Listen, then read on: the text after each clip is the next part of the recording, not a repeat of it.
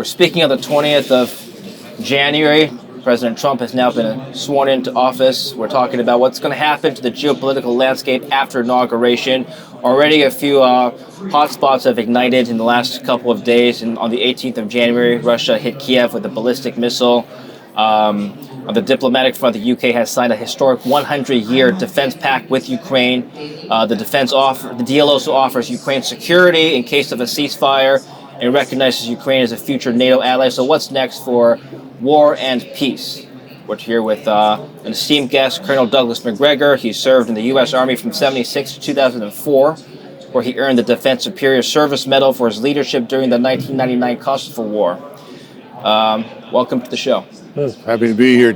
Colonel, an absolute pleasure, honor. Good Let's to meet talk you. about what's going on currently in the world. Donald Trump wants to end the war in Ukraine. Let's start big picture. Can he achieve that in the first 100 days, in your opinion? Well, I think he's discovering it may not be in his power to determine the outcome. That's one of the problems that I think America is having increasingly. You know, historically, we've always seen ourselves as the center of the universe. We aren't. The world has changed. And Russia has vital strategic interests in eastern Ukraine. We have none whatsoever in Ukraine at all. No vital strategic interests. So the question is, what are we doing there? No strategic interest. There's no incentive whatsoever or advantage to deter Russia, No. at least? Well, that's you're presupposing that Russia is our enemy. I don't accept that. Okay. See, this is the problem with this, what we call narrative. We don't have truth anymore. We just have narratives. So everyone's like, well, Russia's the enemy. Really? Why? What have they done to us? Well, they tried to interfere in an election. Really? Are you sure? Have you seen evidence for that? Well, listen, Russia is not the enemy of the American people. Russia is not the enemy of anybody in Europe, per se. Who is the enemy of the American people right now? Probably, if I exclude the left in the United States, which runs everything, I would say our biggest single problem inside the United States and on our borders is with the drug cartels. They present an existential threat to the society. And the millions of so-called migrants who have poured into our country, large numbers of them are here as a result of the drug cartels. It's gotten so bad that all of our institutions are penetrated in one way or another by intelligence officers from the drug cartels. Well, we're going to go back to Ukraine in just a minute, but since you brought up the drug cartels, President Trump has said in several videos, especially during his campaign trail, that he wants to fight the drug cartels. Yes. He would take action in Mexico if needed. How is this going to affect the relationship between the U.S. and Mexico? We have no relationship between the United States and Mexico other than on human terms, because we're familiar with Mexicans and they're familiar with us. The government is an empty facade. The drug cartels govern Mexico. Mexico is an organized crime state. What do you mean by that? Exactly what I said. The country is controlled by drug cartels. Depending upon where you are, where you live in Mexico, a drug cartel You're not controls. suggesting the government is working with the drug cartels? Oh, absolutely. Nothing is decided in the Mexican government without the approval of the drug cartels. Okay. The Mexican military itself is penetrated. So are the police, local police, but especially the federal police. Is this a revelation for you? How do we start the cartels from entering America? Just higher border security or something else? No, there are two things that have to happen right away. You have to close the border and secure it properly. That's going to take military power. Police cannot do it alone. Because remember, you're stopping potentially billions of dollars worth of trade from Mexico in terms of drugs. Every year we kill 110,000 Americans with fentanyl. Where does the fentanyl come from? It comes up from Mexico, and it pours into the country. We don't only need to secure the border with Mexico, we also need to secure the border with Canada and the Great Lakes. Yeah. The Canadians are very familiar with the problem. They work well with us, so we can do that. Our problem is the Mexican border. The Mexican military is no longer a reliable partner under any circumstances for us. So we have to shut down the border, then secure it. That means everything stops, nothing gets in, nothing goes out. until you have a secure system in place. Now, that can be done relatively quickly when I say a secure system, but you're going to need probably 30, 40, 50,000 U.S. troops augmenting the Border Patrol on the border. That has to happen. How do we do this without outright declaring war on the Mexican military? Well, you can absolutely declare war on the drug cartels. Sure. I think that would be a good idea. Would this impact NAFTA? It's going to impact everything. It's going to have a huge impact on Mexico and a huge impact inside the United States, because the criminal gangs that operate in all the major cities and have now proliferated into the countryside, they're going to attack us from the inside. Yes. Because we're cutting off the income. And it's not just on land. We also have to bring the Coast Guard back from places like the South China Sea and the Persian Gulf and put them into the littoral waters of the Gulf of Mexico and the Pacific, and stop the massive infusion of drugs that comes through that traffic. Have you seen the submersibles that come up from Colombia and Central America and Mexico? Mm-hmm. Have you seen those? They're like small submarines. Yeah. They carry tons of illicit drugs, as well as illegal migrants that enter the country. Trump also wants Canada to fix the fentanyl problem coming from the Canadian side. So what's going to change with Canada and the U.S. in the next 4 years? Well, I think the Canadians are going to have to crack down on their borders the same way we're going to have to crack down on ours. The good news is that if you're talking to the Royal Canadian Mounted Police or any of the border officials, you're talking to honest people. They're representatives of their government. They'll inform us of what they're finding. We will inform them of what we've got. The problem that we have in Mexico is anything you tell the government, anything you tell the Mexican military goes instantly to the cartels. Okay. Well, let's go back to the Eastern European situation. Suppose Trump were committed to ending the war in Ukraine. Putin already said on Inauguration Day today that he's open to talks. Sure. He congratulated Trump. What do you think this negotiation is going to look like, Colonel? Well, first of all, negotiation is a misleading term. Okay. The Russians have made it very clear that what they want is an all-encompassing, all-embracing agreement for security for them as well as their European neighbors. In other words, they're not looking for a ceasefire that results in some sort of temporary solution. They're not interested in a Korean-style division in Ukraine between one side and the other. They want an end to the fighting. They want an end to a belligerent, dangerous, criminal Ukraine that is attacking their country. And that's the problem. That has been the problem from the beginning. What do you mean, dangerous criminal Ukraine? In what sense? Ukraine is a criminal state. It is riddled with organized crime. 50% of all the cash we've sent there, practically 50% of all the military equipment disappears and is resold or goes into foreign banks. Everyone is on the payroll. Why did the people in the Ukrainian parliament stand up and clap? Because they're all being paid with Western hard currency. Why does the military continue to operate? Because the officers, the commanders are all being paid heavily in Western currency to keep fighting. They don't care about the soldiers.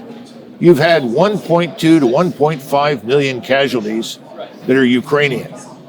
Of that number, at least 600,000 are dead Ukrainian soldiers. Everything that is being reported that's bad about Russia is true about Ukraine, not Russia. Russian casualties have been comparatively light. The exchange ratio has been generally 1 to 6, and now over the last several months it's become 1 to 7 or 1 to 8. But do you think if Trump makes a deal with Putin somehow, that makes somehow America look weak? There's the hell with that. There's no question about our strength and power as a great nation. Yeah. This is nonsense that people preach in order to tie the hands of presidents. The most dangerous thing in Europe today is the war in Ukraine, because the war in Ukraine could spread unless we put a stop to it. It has to stop now. And the Russians are not interested in conquering Europe. They're not interested in crossing the Dnieper River into Western Ukraine. They know their own history. They don't want to rule Ukrainians. Ukrainians don't want to be ruled by them. But Eastern Ukraine, most of what you see on that map, where the Russians are presently, is Russian and has been Russian for hundreds of years. Now, the problem that we face is to recognize the legitimate security interests of Russia in what happens on its borders. We're the ones that have provoked them in Georgia. We have provoked them in Kazakhstan. We've provoked them all along their border repeatedly. These are the color revolutions that you've heard about. We've been pushing this under the guise of democracy. The Russians have had it. They're not going to put up with it anymore. And they've said so. The problem for us is that we tried to turn eastern Ukraine as a platform for attack against Russia. What do you think Putin's end game is? The end game is what I just described. He wants an agreement that straightens out once and for all the borders between Ukraine and Russia. And secondly, he wants an overarching security arrangement between NATO and the European nations that are members of NATO and Russia. Now, we've had things like this before. We had something called the Mutual Balanced Force Reduction talks. Yeah. We had them in the 70s, 80s, and 90s. And they came to a conclusion ultimately when everything fell apart. But the idea was always the same. You don't move any forces beyond this line. We don't move any beyond this line. We inform you whenever we are going to move forces. You inform us. It worked very effectively. And we worked with the Russians on these things in the past. I have dealt with the Russian military in my position in Supreme Headquarters Allied Powers Europe. Very reliable, very straightforward, no nonsense. And what they want to do is they want whatever emerges in the form of this thing we call Ukraine to be a neutral state. So the first steps that have to be taken, and this is what I would advise President Trump to do immediately, is suspend all further military aid to Ukraine immediately.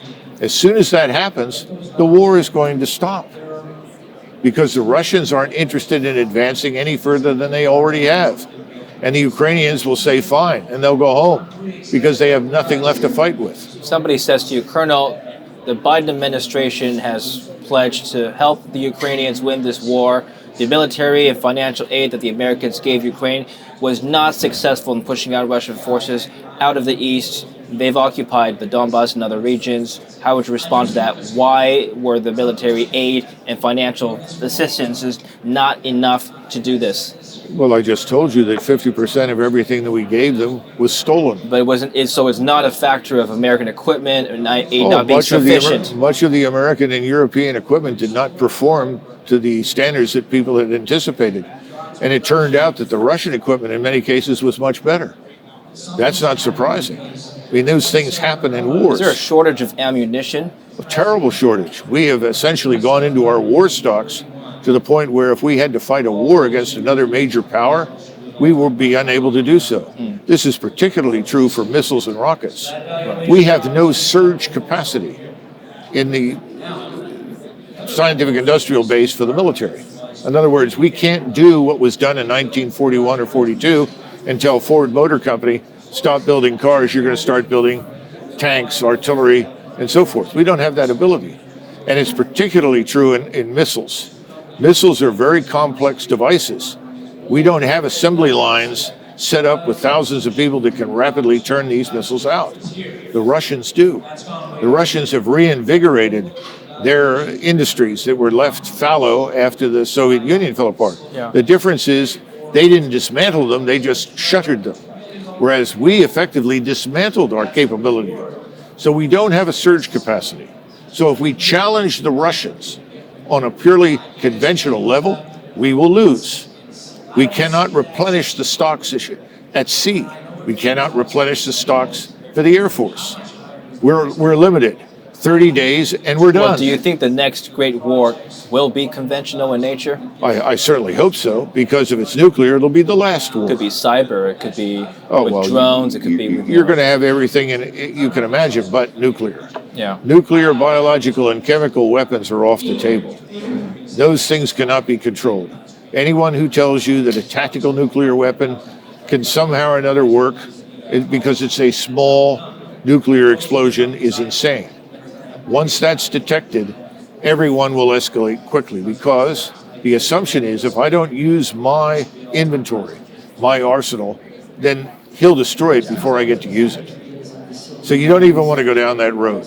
You don't even want to think about a nuclear weapon under any circumstances. There were talks of a nuclear risk after Ukraine struck Russia with intermediate range missiles. They struck the Kursk region, and that obviously didn't materialize. Is that risk still on the table, Colonel, in 2025 in January? Well, first of escalation? all, first and most important, you have to understand that you're getting translations of Russian statements and doctrinal statements that are translated just as we do the same thing with Chinese. It's translated in Taiwan. Mm-hmm. You get an interpretation that's designed to reflect badly on the Chinese, and we do the same thing with the Russians. What has been said is very simply this: if a nation, Lithuania, Latvia, Estonia, Poland, Germany, Romania, Moldova, Bulgaria, any of those nations should host a weapon of mass destruction, i.e., a nuclear weapon that comes from us, from the United States, then the Russians reserve the right to respond to them with a nuclear strike because they have offered their country as a platform for the projection of nuclear weapons against them. Mm-hmm. That's what was said. And they have moved nuclear weapons forward in White Russia and forward in the northwestern military district from St. Petersburg to make it very clear that they're not kidding. They're very serious. Yes. That's what he said, not necessarily what is reported in the American press. Like I mentioned in the introduction, the UK has gone ahead and made a deal with Ukraine recently, a 100-year peace deal with Ukraine. Starmer's office consolidated this historic partnership, they called it. The partnership is expected to bolster military collaboration. I think the terms are still under development, but suppose after this war is over, if Russia ever invades Ukraine, the UK would be obliged to provide military assistance. How does this complicate or change NATO? First of all, the military capability and potential of the United Kingdom is irrelevant. Oh, okay, what do you mean by that, Colonel? In 1939, the Poles flew to London to secure a guarantee from the British that they would be supported in the event that they were invaded by the Germans or the Soviets. Okay. And the British signed it. What happened? Nothing. Because the British could not reach Poland, could not influence anything that happened on the ground in Poland. The British, the French, and the other European powers today do not have the ability to influence anything on the ground in Ukraine. So why still have NATO? Don't That's need your it. view. I don't think we haven't needed NATO, in my judgment, since 1994. And most of us that were serving over there at the time said, well, let's go home. The argument was you have to find a new mission for NATO to keep it intact. But if other NATO nations like the UK are making this deal with Ukraine, does it make it harder for Putin and Trump to come to terms? I don't think so, because I can tell you from personal experience, President Trump knows that NATO is an empty vessel when it comes to military power. You take us out of the equation, there's not much there. The NATO countries, the European countries, maintain what I would call boutique forces. These are little armies designed to go into Africa, Southeast Asia, Latin America. They're designed for quote-unquote low-intensity conflict. They have no chance whatsoever to survive contact with the Russian military establishment. And the revelation that everyone should understand that the Russians have demonstrated in Ukraine is that they can link all of the terrestrial and space-based intelligence, surveillance, and reconnaissance collectors, assets, to strike weapons, from mortars all the way up to theater ballistic missiles, and that these weapons can be launched with great precision at any target that can be identified anywhere in Ukraine. Yes. And secondly, those missiles in many cases are now hypersonic, in other words, exceeding Mach 5. We cannot shoot them down. We have no means of doing so. None. Laser weapons? What laser weapons? Where are the laser weapons? Where are the Star Wars beams? They don't exist. On the naval ships that they're using, the new ones, they're... Good luck. Okay. A shiny surface, a silver shiny surface that you would see on the side of an aircraft will reflect the laser beam. Remember, this is just light, concentrated light. It'll bounce right off of it. Yeah, okay. Lasers are not where we think they are. Directed energy weapons are not. The other problem is powering them. One of the reasons we started at sea was because you needed a nuclear reactor to power the weapon. And as it moves out, it disperses. So you move beyond a mile, half a mile, mile and a half, it has no effect at all. Okay. So the bottom line is no. All this Star Wars nonsense does not work. You said earlier that the cartel of Mexico is probably America's most dangerous threat. Well, can you evaluate the threats posed by Iran and China? Kamala Harris, during her campaign, verbalized that Iran is America's biggest threat. Well, that's what the Israel lobby paid for. Iran poses no threat to the United States. It can do nothing to us.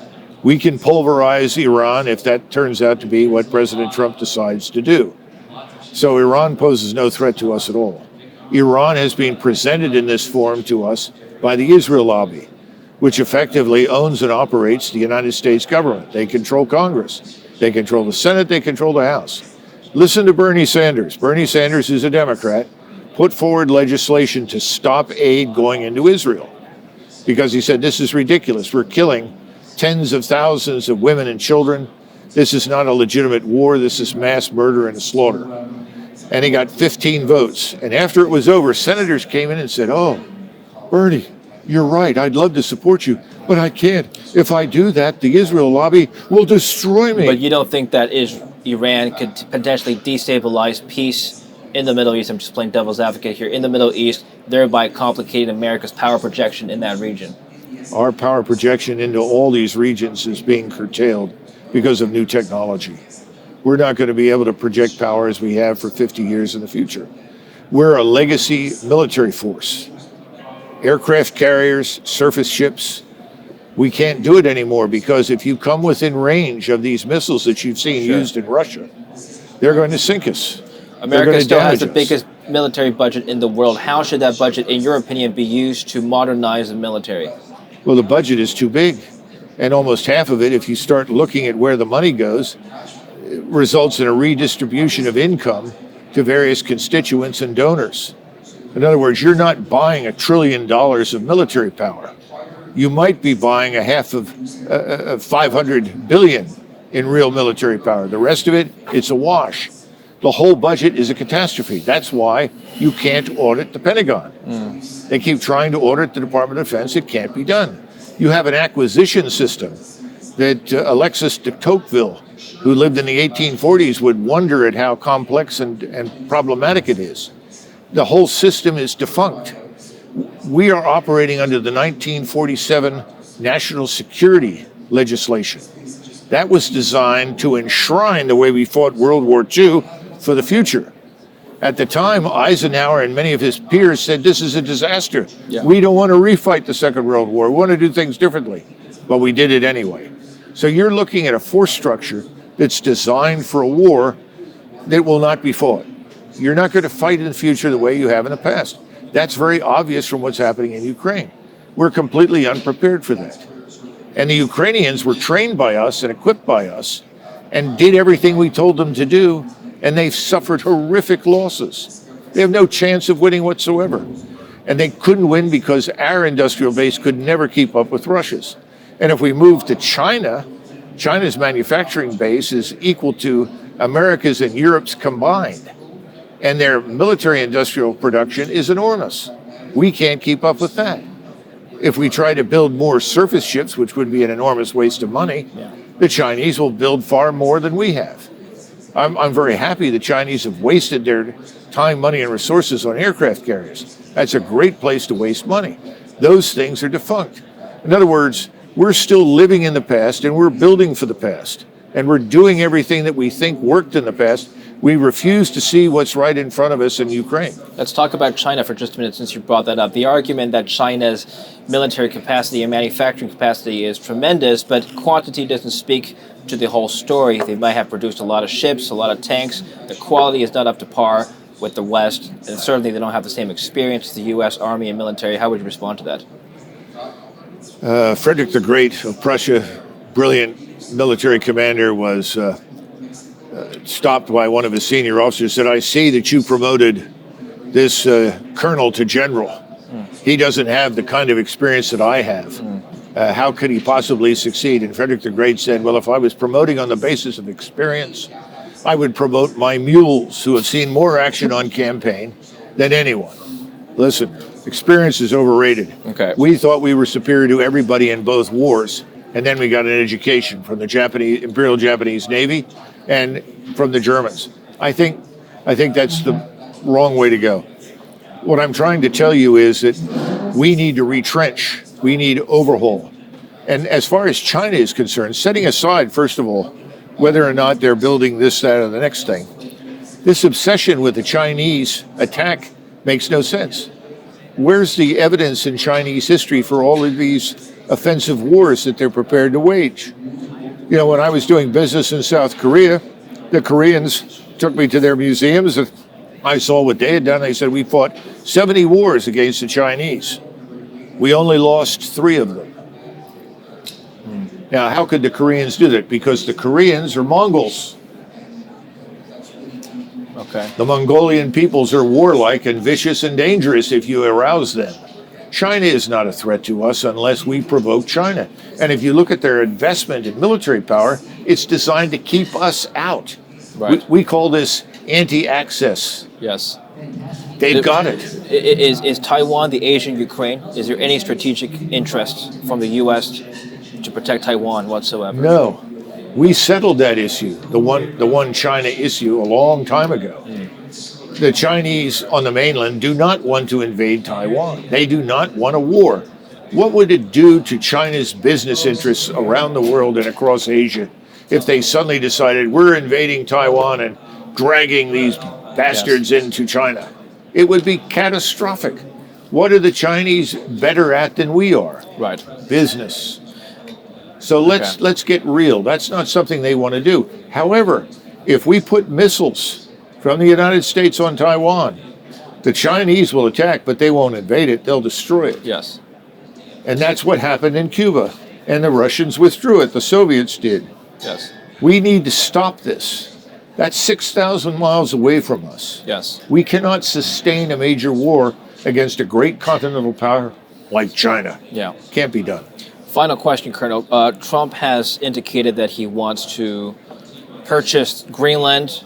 He wants to take over the Panama Canal. He's joked on several occasions that Canada should be the 51st state, but I think he might be serious about Greenland. What's your take on this? We already have a base in Greenland, a military base. Greenland obviously figures prominently in the Northwest Passage between the various countries like Russia and Norway, Canada, and so forth. I think he's concerned about securing our access to the Northwest Passage. And he's got his naval strategist telling we have to choke this off, make sure the Chinese can't use it. We don't live in the 19th century. We live in the 21st century. We need treaties outlining access rights and where we can sail and so forth. That's what needs to happen. We don't need to go to war with Russia over it to keep the Chinese out. That's a lot of nonsense. Now, as far as Canada is concerned, we were originally British North America. Yes. All of us were together. The English-speaking people in Canada have had great difficulty dealing with the French-speaking people in Quebec. The Quebecois are French. What are the English speakers in Canada? And when you ask them, what are you? You know, you start chipping away and they're not quite sure. It may well be that at some point in the future, they will voluntarily opt to join us in some confederation of some kind. Yes. But we're not marching into Canada. Okay. Nobody's going to do that. Nobody wants to do that. And I think something else you got to keep in mind about President Trump. He is a marketing genius. And no one knows better than he how to manipulate the media. And so he throws out red meat to journalists and they go, and they scuffle off in various directions. And he says, that's fine. Yeah. I would be much more focused right now on Ukraine. He should be willing to host a conference, but he should insist that the Europeans step forward and resolve this and offer to back it, but not try to lead this, because we have done everything in our power to harm Russia. That needs to stop. We cannot live in this world that way any longer. Okay. Well, thank you for your service, Colonel. Where can we learn more about you, and what are you working on these days? I'm the CEO for Our Country, Our Choice. Okay. It's a growing organization of people who are sick of voting for Republicans and Democrats and getting the same outcome regardless for whom they voted. Okay. And they want an end to these endless wars. They want the borders secured. They want criminality halted. They want immigration controlled. Very straightforward things. And of course, they'd like to see an end to other things. They'd like to see new tax codes and also, but the point is, there's a growing movement now for a third party. Now, the United States has never responded favorably to third parties. Okay. So we'll see how this goes. But I think, depending upon what President Trump does, there may be a great future for this. Because President Trump listed a lot of things that he wants to do. But we know from experience that no president can do more than 1, 2, or 3 things in an administration. And he needs to understand the priority is not in Ukraine, it's not in the Middle East, it's here. Yeah. What happens here determines everything for us. Okay, excellent talk. Thank you very much. Thanks, Steve. Thank you for watching. Don't forget to like and subscribe.